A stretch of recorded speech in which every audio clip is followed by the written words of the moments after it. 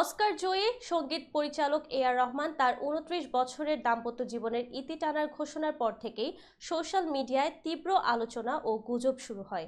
তার সঙ্গে তার দলের বেজ গিটারিস্ট মোহিনীদের বিচ্ছেদের ঘটনা একসঙ্গে সামনে আসায় নেটিজেনদের মধ্যে বিষয়টি নিয়ে নানা জল্পনা কল্পনা ছড়ায়।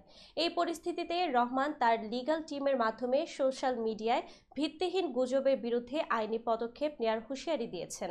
২৩ নভেম্বর এক্স প্ল্যাটফর্মে শেয়ার করা একটি নোটিশে উল্লেখ করা হয়েছে, যারা তার ও তার প্রাক্তন স্ত্রী সায়রা বানুর বিচ্ছেদ নিয়ে আপত্তিকর পোস্ট, ভিডিও বা মন্তব্য করেছেন, তারা যেন ২৪ ঘন্টার মধ্যে সেগুলো সরিয়ে নেন, অন্যথায় তাদের বিরুদ্ধে মানহানির মামলা করা হবে। ১৯৯৫ সালে রহমান ও সায়রা বিয়ে করেন। দীর্ঘ দাম্পত্যের পর তারা পারস্পরিক সম্মান বজায় রেখে বিচ্ছেদের সিদ্ধান্ত নেন।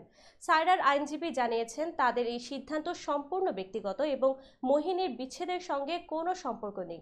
রহমানের আইনি হুঁশিয়ারি তার ব্যক্তিগত গোপনীয়তার প্রতি অযাচিত হস্তক্ষেপের বিরুদ্ধে দৃঢ় বার্তা দেয়। তিনি তার ও সায়রার সিদ্ধান্তকে সম্মান করার আহ্বান জানিয়েছেন। সোশ্যাল মিডিয়ায় সেলিব্রিটিদের ব্যক্তিগত জীবন নিয়ে এ ধরনের গুজব বন্ধের গুরুত্ব আবারও সামনে এসেছে।